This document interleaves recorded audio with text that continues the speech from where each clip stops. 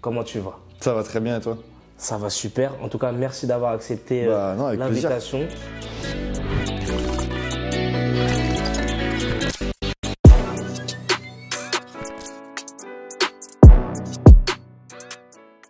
Je le disais avant l'interview, moi je t'ai connu sur Elephant Magazine. Ouais. J'ai découvert récemment que tu étais créateur de Die. Ouais, carrément. Donc on va revenir sur un peu tout ça. Là aujourd'hui, t'as quel âge là? Là j'ai 26 ans. On va faire 10 ans en arrière. Ok. Donc là, 16 ans. Nicolas Cado, est-ce qu'il écoute du rap à ce moment-là? Son rapport à la musique en général? 16 ans, tu me ramènes en arrière là. 16 ans, je pense que je suis en première. Et ouais, de ouf, j'écoute du rap. 16 ans, attends, c'était quelle année? 2012, je pense, tu vois. Ok, 2012. Et ouais, j'écoute à fond de rap, j'écoute à fond de musique de manière générale, tu vois.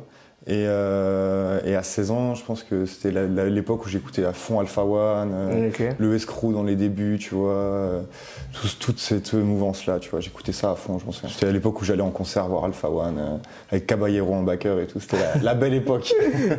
Peut-être dans tes ambitions, peut-être dans tes projets, tu te dis j'ai envie de faire quelque chose autour du rap, ou autour peut-être de la musique en global, ou est-ce que ça t'intéresse de plus plonger dans la culture, ou tu te dis c'est juste un passe-temps, moi je suis juste un kiffeur qui aime écouter du rap?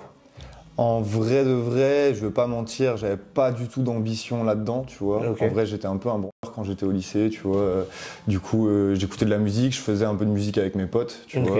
De la guitare, ce genre de trucs. Et juste, on kiffait, tu vois. Je me projetais pas plus que ça du tout. J'ai toujours eu un rapport à la musique hyper fort parce que mon père est un gros passionné de musique. Beaucoup plus rock, blues, variété et reggae, tu vois, et il m'a vachement transmis ce truc-là. Donc moi, je baigne dans un environnement blindé de musique, un gros rapport au concert, tu vois. Même ma mère m'avait emmené voir Diams quand j'étais gamin, tu vois, au Zénith de Nantes et tout. Bon, je voyais pas grand-chose parce que j'étais vraiment petit, mais c'était un super souvenir et tout. Et du coup, j'ai toujours été baigné de ouf dans la musique. Donc en plus de ça, j'ai toujours écouté plein de styles musicaux différents. J'ai juste un rapport passion de ouf, tu vois, à la musique. Je savais que j'avais envie de continuer de m'imprégner de ouf d'art en vrai de manière générale, tu vois. Mais à cette époque-là, moi, je voulais faire une licence d'histoire, donc j'étais à fond dans l'histoire, tu vois. Et disons que mes projections pro, c'était plus de me dire, je vais aller à la fac d'histoire. Et ça s'arrêtait un peu là. Genre, ma réflexion, en gros, elle allait jusque-là et j'avais pas du tout d'ambition de monter un média ou même de parler de musique à un moment donné dans ma vie. J'étais genre un vrai simple auditeur, tu vois, qui était un gros kiffeur de ça, qui allait beaucoup en concert, qui regardait beaucoup d'interviews. Par contre, à l'ancienne, en fait, je sais pas si vous aviez ça aussi, mais moi, mon daron, il enregistrait en cassette des interviews de groupes qui kiffaient, tu vois. Du coup, il y a des interviews qui m'avaient grave marqué. Genre des trucs longs, des longs formats de 1 heure, 1 heure et demie, comme on faisait à l'ancienne. Donc, les années passent, 16, 17, 18. À quel moment il y a une approche de se dire, moi, j'ai envie de partager ce que j'aime? Donc là, moi, je rentre en fac d'histoire. Je me prends un peu une tarte parce que c'est super dur et que j'ai toujours été plus ou moins un gars qui arrivait à s'en sortir en foutant pas grand-chose, tu vois, en écoutant en cours et ça suffisait un peu. La fac d'histoire, c'est pas du tout ça. Donc, je me mange un peu un mur et tout. Et je continue d'aller à fond en concert. À cette époque-là, je matricé par Ateyaba, tu vois, enfin, Joke à l'ancienne. J'étais à fond là-dedans. Qui a sorti un son il y a pas longtemps. Qui a sorti un son. Exact. Qui a un son de 2019 en plus, tu vois. J'ai lu ça tout à l'heure. Je vais sortir sur Ultraviolet à la base. Et bon, comme Ultraviolet, ça a été apparemment très compliqué. Donc moi j'arrête un peu plus tôt la licence d'histoire et je fais un service civique parce que je suis un peu du père et en vrai j'ai envie de faire de la com. J'ai pas envie de me relancer dans des études de com direct. Ce service civique là qui est en communication, tu vois, dans une asso de Nantes qui s'appelle Les Gens de la Lune. En général c'est des assos d'art de rue, de théâtre, des trucs comme ça. Et en général ils ont plusieurs casquettes, ils sont à la fois comédiens et dirigeants de l'asso. Donc bref ça les aide et tout. Moi je faisais de la com là-dedans. Et du coup, c'est mon premier pas dans la com. Je me dis, attends, c'est cool, je kiffe et tout. Et à ce moment-là, en fait, je vois que ces gens-là, ces troupes, ces comédiens, ils ont pas forcément de relais dans leur domaine, tu vois, de relais médias et tout, tu vois. Et je me dis, à l'inverse, il n'y a pas forcément trop de relais médias sur du rap local, tu vois, où moi, à ce moment-là, j'écoutais aussi pas mal de dub, qui est grave un autre mouvement, qui est un mouvement issu du reggae, etc. Et pareil, il n'y a pas trop de relais médias et tout ça. Ça commence à me titiller, tu vois. Je commence à me dire, ah putain, ça serait cool quand même, tu vois, de faire ça et tout. Sauf que je suis solo, tu vois.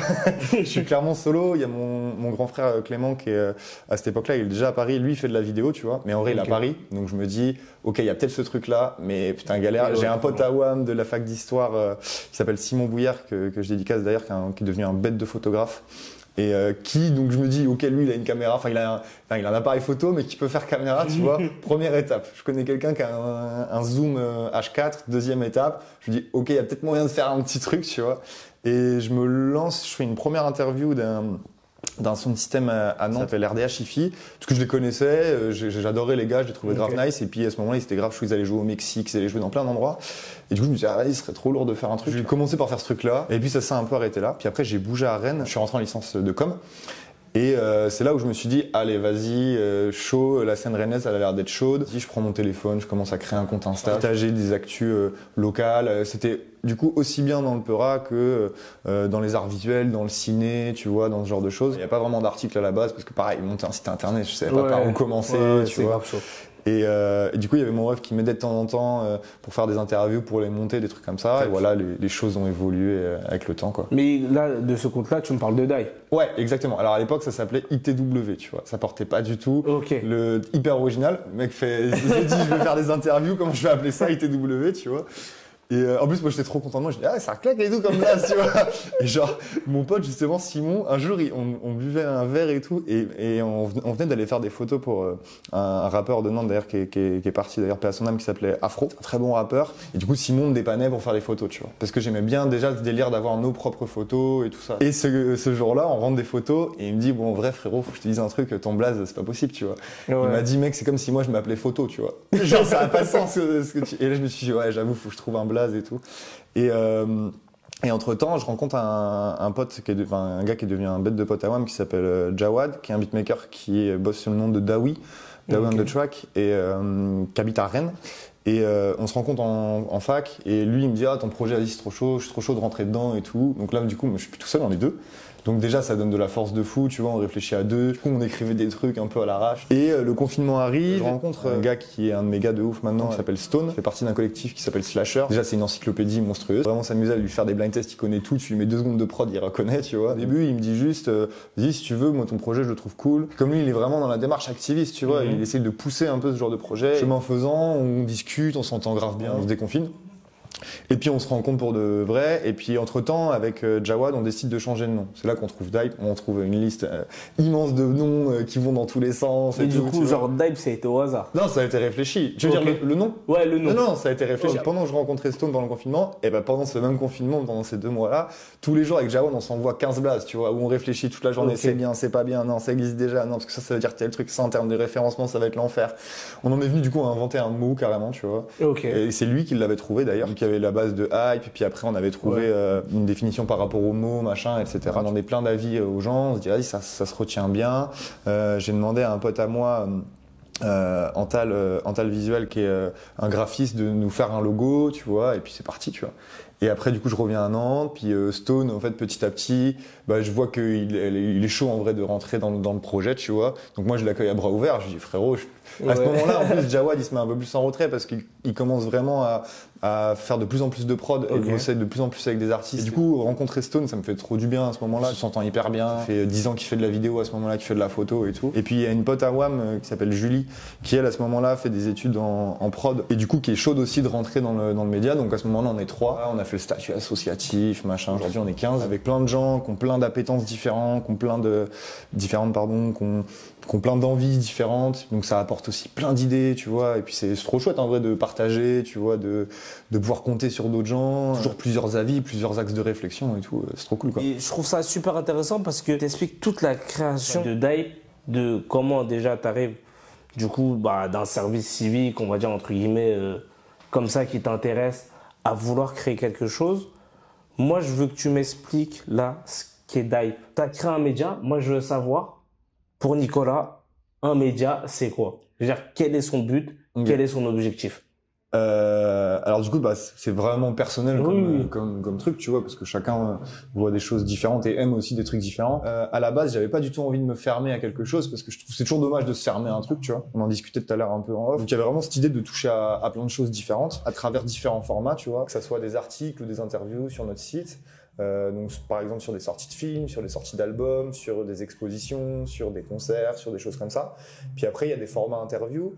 Il y a un format interview plateau, un peu comme ici, tu vois, qui s'appelle Séquence, qui est un format qu'on a voulu long exprès parce qu'on aime beaucoup aussi les formats longs, tu vois. Un peu à rebours pour le coup, tu vois, on a l'impression que limite on en a fait une stratégie alors que pour nous c'est la base d'un média, c'est-à-dire qu'en 2 minutes t'as pas le temps de capter qui est la personne, même si elle vient juste défendre un projet ou quoi, tu vois, c'est trop court, même 5 minutes, tu vois, c'est super compliqué, c'est hyper limitant. On a aussi un format qui s'appelle Intra, qui est un format interview face cam où on rencontre des gens qui ont des passions ou des métiers assez atypiques, tu vois. On a fait un producteur de musique analogique qui s'appelle Phasm, qui est un gars qui compose que avec des claviers, donc, il a 15 claviers dans son appart et tout. Et donc avec à chaque fois une partie interview sur le parcours de la personne, etc., puis une partie process où on le filme en train de bosser, tu vois. Donc lui typiquement il nous a fait un morceau en live et tout, c'était hyper cool. On a fait un gars qui est un audiophile, qui est un passionné de hi-fi, qui a une pièce dédié à la hi-fi chez lui, un passionné de musique, tu vois, qui était assez fou. On a fait un chorégraphe, un danseur chorégraphe, c'était hyper intéressant aussi. On a fait un photographe documentaire aussi, c'était hyper cool. Et puis là, on a d'autres métiers qui arrivent. C'est assez difficile de chiner un peu les métiers. Puis il faut trouver la bonne personne aussi qui est passionnée mais qui sait transmettre, tu vois. Et voilà, on a un format de clip aussi, qui s'appelle Kinesis, qui est un format en fait, on a un peu repris l'idée, on n'a rien inventé sur ce côté-là, tu vois, du format freestyle que d'autres médias peuvent faire, comme Bouscapé ou des médias comme ça, tu vois. Mais nous, on voulait un vrai clip, pas un freestyle entre guillemets, enfin comme ce qu'il peut faire, même si c'est très bien, tu vois. Nous, on n'avait pas envie de faire ça. Et puis les gars, parce que du coup, j'ai pas cité aussi, mais du coup, entre temps, il y a Jeune Do qui nous a rejoint aussi, qui est un photographe réalisateur également, qui nous a rejoint depuis 1 an et demi, qui fait vraiment partie de l'équipe très très resserrée. Enfin, moi, je passe toutes mes journées avec lui, tu vois. Ce format-là, qui s'appelle Kinesis, qui est vraiment un format de clip, donc qui est écrit et réalisé par Stone et par Jeune Do Double Dose. Et donc l'idée c'est de proposer un clip à un artiste qui nous parle et qu'on aime beaucoup, tu vois, de lui écrire ce clip là en fonction de sa DA mais en fonction aussi de la nôtre, tu vois, sur un morceau inédit. Et ce morceau-là, après, il sort en format compile sur les plateformes de streaming, en collaboration avec nous, tu vois. Et voilà. Et puis après, on a des formats podcast. On a un format podcast de ciné qui s'appelle Plan Plan, qui est fait par Jean et Dario, qui sort 2 fois par mois, où en fait, ils passent leur vie au ciné. Vraiment, ils vont voir 6 films par semaine, tu vois, facile. Et ils en font une discussion. En plus, c'est assez piquant, tu vois. Ils aiment bien un peu piquer. Des fois, ils sont de mauvaise foi de ouf, mais ça fait partie du truc drôle, tu vois. Podcast aussi, là, qui arrive. On a essayé de tourner pas mal d'épisodes pour en avoir de côté, tu vois. Mais il y en a un qui est vraiment sur, on va dire, des moments de vie de personnes qu'on fait des choses dans leur vie, qui sont pas mal ou qui sont pas bien, tu vois, mais juste des choix qu'ils ont fait à un moment dans leur vie.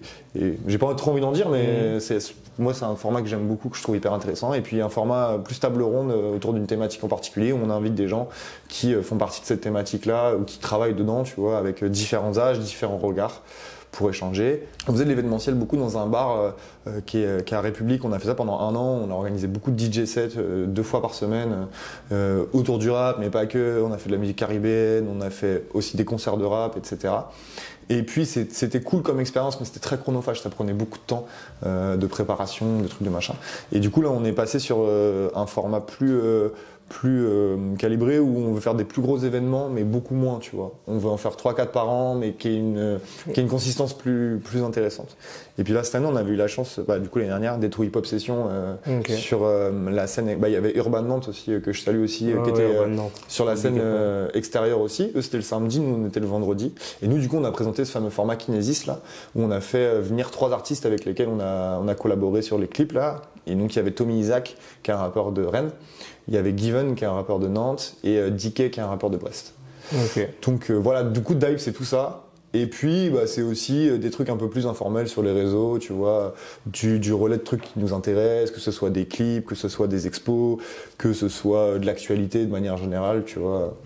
Voilà, donc c'est assez large, mais c'est à la fois large mais assez précis. On essaie de pas partir dans tous les sens non plus. Limite, on a envie d'un peu de tout faire, tu vois. Genre des fois, on rencontre des gens dans la rue, putain, la personne est trop chaude. Avec les gars, on est là, on fait qu'est-ce qu'on fait, tu vois. Viens, on crée un nouveau format pour parler de cette personne, tu vois. En fait, pour moi, il y a 2 formes de médias. Il y a les médias qui donnent pas vraiment une opinion, tu vois, qui sont hyper neutres. Par exemple, je suis assez auditeur de France Info, tu vois, la radio France Info. Je trouve que déjà c'est hyper dur de faire ce qu'ils font, tu vois. Qui reçoivent des gens de gauche, de droite, parce qu'ils reçoivent beaucoup de politiques ou des trucs comme ça, tu vois. Je suis assez choqué à chaque fois de la qualité de l'interview, où le mec, je sais pas ce qu'il pense dans sa tête, tu vois, mais on voit rien du tout, tu vois. Il les taille tout autant les deux, c'est grave intéressant. C'est cool à écouter, tu vois. Moi, ça m'informe surtout, mais t'as pas ce côté on va dire, un peu plus personnel. Ouais, ou quoi, parti pris, tout ça. C'est ça. Donc ça, moi j'aime bien, mais c'est plus pour les médias d'information, je trouve, c'est cool. Et aussi des médias, ce que moi j'appelle des médias d'opinion, tu vois, où là, on sent clairement qu'il y a une direction, qu'il y a un avis, qu'il y a un truc, tu vois. Nous, on se classe vraiment dans ce truc-là, tu vois, parce qu'on... Tout à l'heure, c'est un peu contradictoire avec ce que je viens de dire, mais on n'a pas nécessairement envie de tout faire. Moi, ce qui m'intéresse vraiment dans les médias d'opinion, tout à l'heure on parlait d'Yard aussi, tu vois, c'est vraiment des médias ou de We Hustle, tu vois. Je sais pas si We Hustle on peut dire que c'est un média, mais si, quelque part, je pense, tu vois. Un peu, ouais. Un peu quand même. Et ce qui m'intéresse vachement dans ces trucs-là, c'est que ils laissent du temps en fait, tu vois. Ils sont plus aller dans le fond que dans la forme, tu vois. Et j'ai rien contre Combini, tu vois, mais par exemple les Fast and Curious de Combini et tout, moi je suis là en mode, les gars, vous avez des gens incroyables devant vous et tu leur demandes des trucs éclatés, putain. Blackberry ou iPhone? Ouais, non mais voilà, tu vois, je suis en mode, waouh, on en est là, tu vois. Mais en vrai, c'est gaulerie comme format, tu vois. On est les premiers à les regarder aussi, tu vois. Mais c'est frustrant. C'est frustrant de fou, tu vois. Il y a un autre podcast aussi qui s'appelle Audio, qui est fait par Kurt, qui est pareil, une interview fleuve. Qui est très très fort, les interviews sont grave dingues.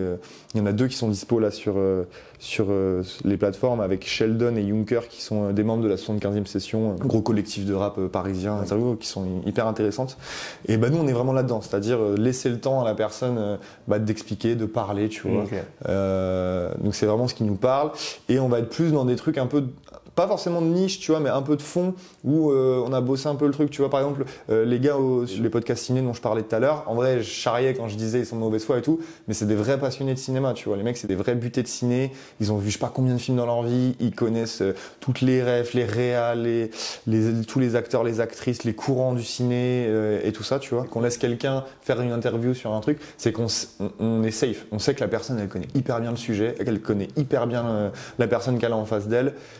Et qu'elle va déjà lui montrer une forme de respect entre guillemets par rapport à elle, tu vois, et que ça va être vraiment intéressant et vraiment pertinent, tu vois. Je reprends l'exemple de Kurt avec Sheldon et Juncker, tu vois. Par exemple, Juncker, il avait jamais donné d'interview, c'est un gars qui se masque, etc., qui monte pas à sa gueule. Il était un peu frileux et qu'il s'est détendu parce qu'il a bien vu que la personne en face d'elle a maîtrisé toutes les refs qu'il a en fait, elle avait pousillé ses albums dans tous les sens, elle connaissait tous les trucs et tout. Et nous, on est vraiment dans ce credo-là, c'est-à-dire Jeune Do, j'ai pas cité Lucille aussi qui nous a rejoint récemment, qui est aujourd'hui la présidente de notre asso d'ailleurs. Que ce soit Lucas sur les podcasts qu'il fait, je vais pas citer tout le monde, mais que ce soit Théo, allez j'y vais. Si tout le monde fait c'est important de que ce soit Théo, Jean, Dario, Lucas. En fait, tout le monde est compétent dans le domaine dans lequel il évolue, tu vois. Je sais que quand Théo il me propose une interview, est-ce que tu serais chaud que j'interviewe cette personne-là? Je suis assez confiant parce que je sais qu'il va pas me proposer n'importe quoi pour la fame ou parce que il a écouté 3 morceaux de cette personne-là. Je sais qu'il a poncé ce projet, tu vois, et que le truc va être vraiment pertinent. Quand la personne elle maîtrise pas le sujet, et des fois tu peux avoir des petits moments de malaise un peu, tu vois, et je trouve que c'est toujours dérangeant pour les artistes quand je vois des trucs comme ça où je me dis waouh, tu vois, genre hier je regardais l'interview de L'Homme Pâle chez C'est à vous, tu vois, et je me dis mais mec, pourquoi t'es là, tu vois, je vois bien qu'ils ont pas ils connaissent le L'Homme Pâle de mauvais ordre, mais ils connaissent pas le L'Homme Pâle de cette foutue père, ils ont pas maîtrisé le sujet à fond. Ils ont pas cherché aussi. Ils ont pas cherché, je pense. Mais j'ai un peu de mal avec ce truc-là. Je préfère les trucs profonds, tu maîtrises, voilà, et où tu rentres dans un truc, tu vois. Et puis je trouve que c'est là où les gens ils se livrent le plus en fait. Je trouve que tu vois, We Hustle par exemple, j'ai regardé une interview de Niska l'autre jour. Niska, j'aime beaucoup sa musique, c'est pas quelqu'un qui particulièrement m'intéresse beaucoup en interview. Là, l'interview avec elle est énervée, mec. Elle est trop intéressante, tu vois. Il arrive à l'emmener dans des trucs et à chaque fois, je suis là, putain, foiré, tu vois. Genre, comment t'arrives à faire ça, tu vois. C'est trop fort. Big up au chairman aussi, parce que c'est un travail fou. Et je rebondis parce que t'as big up toute ton équipe. Non, j'ai pas big up tout le monde, je suis désolé, j'ai pas big up tout le monde. Il n'y a pas big up tout le monde, mais le cœur y était. Et moi, je trouve ça toujours super important de ne pas oublier les personnes avec qui tu travailles, parce que même si les gens peuvent dire t'es le créateur de Dape, t'oublies pas que Dape, c'est ce que c'est avec les personnes. Toi, comment on va dire, travailles avec ton équipe? En vrai, tout ce qu'on fait, c'est pour ça que je dis beaucoup on, parce qu'en vrai, je suis vraiment pas tout seul, tu vois, et on pourrait pas faire tout ça. Enfin, c'est pas possible, tu vois. Heureusement qu'il y a tous ces gens-là et qui sont devenus aujourd'hui parce que des fois, il y a des personnes que je connaissais pas, tu vois, que j'ai appris à connaître, qui sont devenus des potes. Il y a des potes de très longue durée avec qui j'étais au lycée, qui ont rejoint le projet, tu vois, ça me fait trop kiffer ce genre de truc. En fait, il y avait un noyau dur qui était Stone, Julie, Jeune Do et moi. On était vraiment ce noyau dur là, et puis après, il y avait, tu vois, par exemple, Théo, que j'ai cité tout à l'heure, qui écrivait des articles de temps en temps, Lucille, une autre Lucille, du coup, elle qui est sur Paris, qui écrivait aussi des articles de temps en temps, Philippe aussi, qui est un gars qui écrivait pour le cinéma de temps en temps, mais c'était un peu décousu, tu vois. Donc nous, on était vraiment 4 à essayer de monter les projets et tout ça.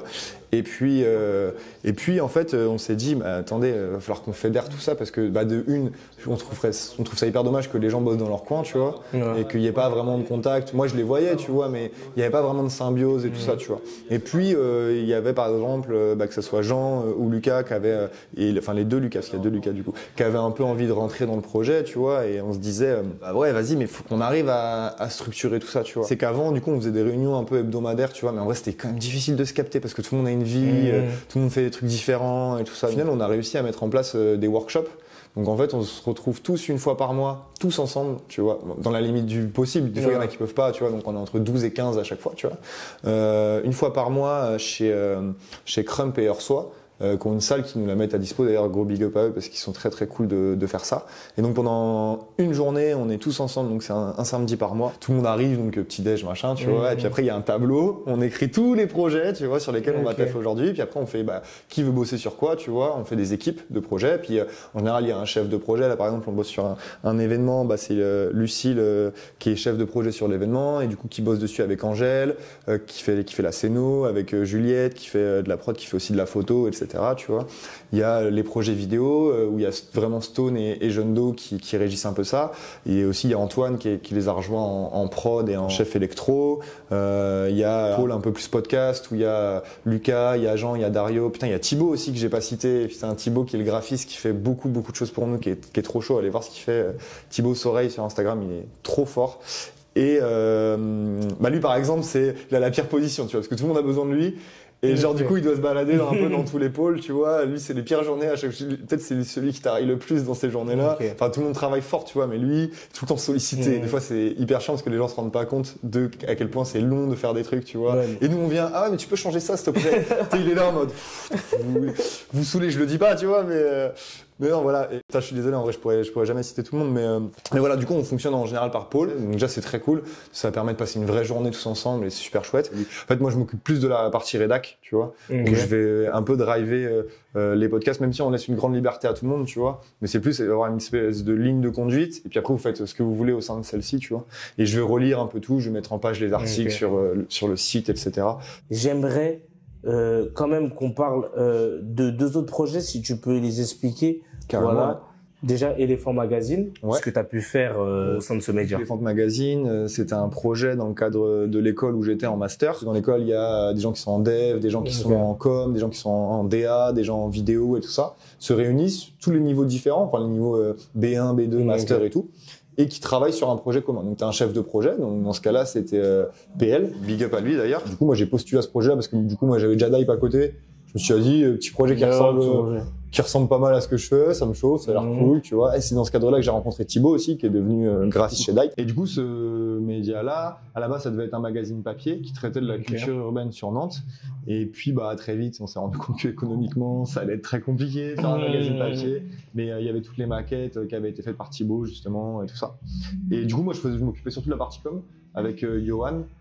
Qui était dans ma classe aussi, Johan Nardeux, et nous on s'occupait surtout de la partie com, un peu de la partie admin aussi, déclarer la sauce, ce genre de trucs, tu vois.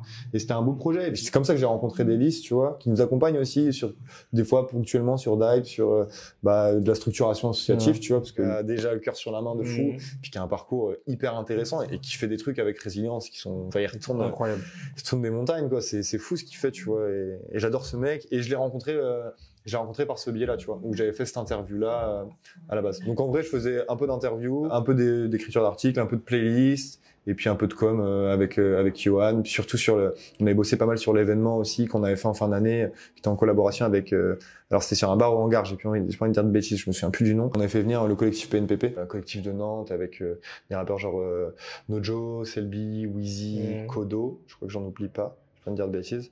Et du coup, voilà. C'était pendant 2 ans, c'était un beau projet. Et si je dis pas de bêtises, aujourd'hui, Elephant Magazine s'est arrêté, tu vois. Parce que PL est parti à Paris. Et il a un nouveau projet d'ailleurs, je me souviens plus du blaze, mais il a un projet qui est gaulerie sur YouTube où ils font des talks, tu vois, concernant le rap, avec un pote à lui là. Et c'est cool, grosse force à eux, tu vois. Et du coup voilà, c'est ce que je faisais sur Elephants. Ok. Du coup là on arrive au niveau de la fin de l'interview.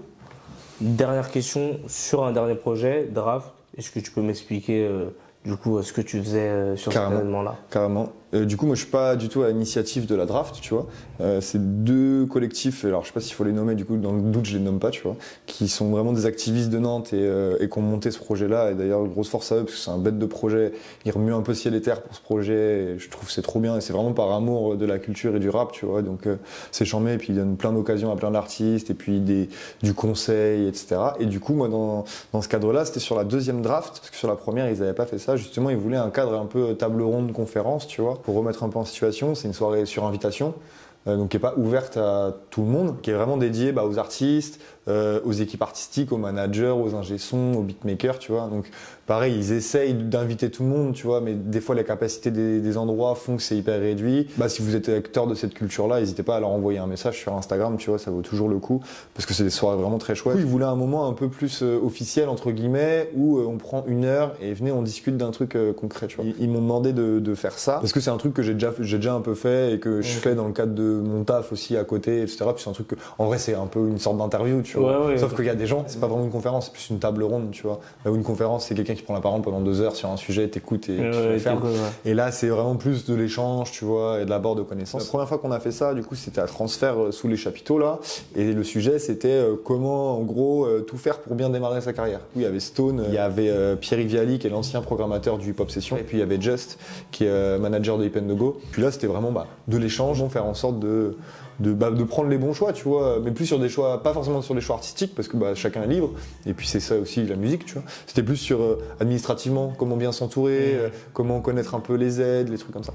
Et la deuxième, du coup, était sur la SACEM et sur la distribution. Donc avec nous, on a eu la grande chance, moi j'étais hyper content de ce truc-là, d'avoir le directeur régional de la SACEM, qui est venu à la draft, tu vois. J'ai oublié son nom, mais c'est un gars super sympa, qui a une grande expérience du coup au niveau de la SACEM et tout ça. Et puis il y avait quelqu'un de chez Wiseband, qui est un distributeur de musique, qui était là aussi, qui lui s'occupe beaucoup de la partie des playlists, etc.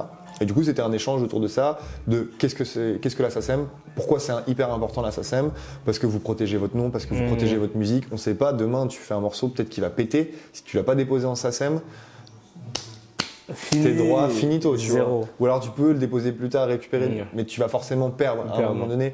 Et une inscription à SACEM, je leur fais pas la pub, tu vois, mais c'est 150 balles, tu payes une fois et c'est à vie, tu vois. En vrai, faut le faire, tu vois. Et puis même ton blaze, ça veut dire que personne peut prendre le blaze parce que le blaze il existe déjà officiellement, publiquement, tu vois. Enfin, c'est tous les trucs hyper importants, puis ils peuvent t'aider sur plein de choses, que ça soit après sur tes contrats de session en concert, parce que tu fais des déclarations, ça même quand tu fais des concerts, tu touches de l'argent aussi comme ça, donc c'est hyper important. Et puis c'est un des plus gros syndicats au monde de musique et il est français, tu vois. Enfin, c'était hyper important pour nous de le faire et le gars avait un discours hyper cool. Et puis il y avait du coup la partie sur Wiseband et sur comment fonctionnent les playlists. Et quelle est l'importance d'avoir un distributeur, quelle est la différence entre un agrégateur type DistroKid, etc. et un vrai distributeur physique où quand tu décroches le téléphone, t'as quelqu'un au bout du fil parce que ton morceau il est pas sur Apple Music, parce qu'il est pas sur Deezer et tout. Moi, mon rôle dedans, c'était de faire tourner la parole, essayer de prendre les questions. Bon, le temps il est réduit, t'as 1 heure, tu vois, donc c'est pas facile parce que les sujets ils sont tellement amples. Mais voilà, et je sais pas où en est la prochaine édition de la draft. Est-ce que ça se fera et est-ce que ils vont me redemander, mais en tout cas moi je le ferai avec plaisir. C'est toujours un moment cool, j'apprends des choses moi aussi, tu vois. Et voilà, et puis en vrai c'est un super événement. La draft c'est très chouette, il y a trois artistes qui se produisent sur scène, il y a 4 avant, maintenant 3 parce qu'ils voulaient laisser un peu plus de temps aussi parce que tu as tout un temps de rencontre qui est à 2 heures qui sont consacrés à ce que les gens ils se pluguent en fait, tu vois, ils se rencontrent. C'est pas facile dans le rap parce que chacun est un peu dans son coin avec ses gars et tout ça, ou ses potes et tout ça. Et là l'idée c'est vraiment viens, toi t'es ingé, toi tu cherches quelqu'un pour mixer ton projet, toi tu cherches un réal, toi tu cherches un label, enfin tu vois, l'idée c'est vraiment que les gens ils se rencontrent dans la bienveillance de fou, tu vois, et que ça fasse des connexions, tu vois, même si ça débouche pas sur des contrats ou des trucs comme ça, tu vois, mais juste viens, on se rencontre et on reste pas tous dans notre coin, on essaye de faire de Nantes une ville fédératrice, tu vois, genre on n'est pas Marseille évidemment. Mais on peut reproduire un schéma similaire à Nantes, à toute proportion gardée, parce qu'il y a beaucoup moins de gens, il y a beaucoup moins d'artistes, et on n'a pas de Joule, tu vois. Mais On n'a pas SCH ou Alonso. En vrai, c'est possible d'avoir vraiment une belle fédération des artistes et des collectifs et tout ça à Nantes. Et eux, la draft, font ça, tu vois.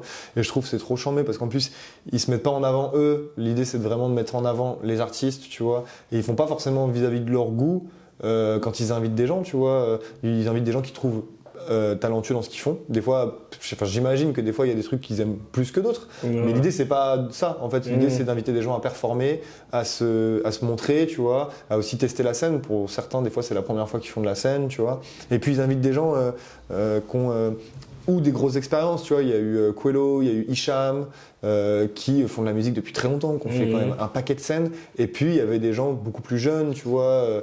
Il y avait par exemple des Selby ou des choses comme ça qui ont fait beaucoup moins de scènes. Et du coup c'est cool parce qu'il n'y a pas forcément une hiérarchie non plus entre les gens. Et puis tout à l'heure on parlait des beatmakers aussi. Et ils mettent grave en avant les beatmakers aussi. Tu vois, il y a tout un moment où ils mettent en avant les beatmakers de Nantes, que ce soit Bidar, que ce soit Jux, même d'autres beatmakers. Là, j'en ai rencontré un la dernière fois qui a signé un morceau de Cobaladé, tu vois. Okay. Il y a vraiment des gros talents, comme on en parlait tout à l'heure en off. Il y a des gros talents à Nantes. Et du coup, la draft les met en lumière, quoi. Bon, en tout cas, merci avec pour cette interview où on apprend plein de choses. Donc, je te remercie pour l'invitation. Bah, c'est moi qui te remercie. Je te remercie pour tout ce que tu as dit, parce que moi, je trouve que c'est grave intéressant et qu'il y a des points sur même créer, développer son média, gérer une équipe. Et sur des événements aussi, je trouve que c'est super intéressant de comprendre comment les personnes travaillent autour de ça. Je te souhaite à toi et à toute l'équipe de Dipe de réussir, de performer plus, de donner de plus en plus de contenu. Pareil pour tes gars d'Elephant Magazine qui sont sur d'autres projets. Pareil pour la draft ou de devoir à d'autres tables rondes aussi animer ces temps-là. C'était l'analyse avec votre épicier favori du peuple, ATZA. N'oubliez pas, vous abonner, vous partager et vous liker. On se retrouve bientôt pour de nouvelles aventures.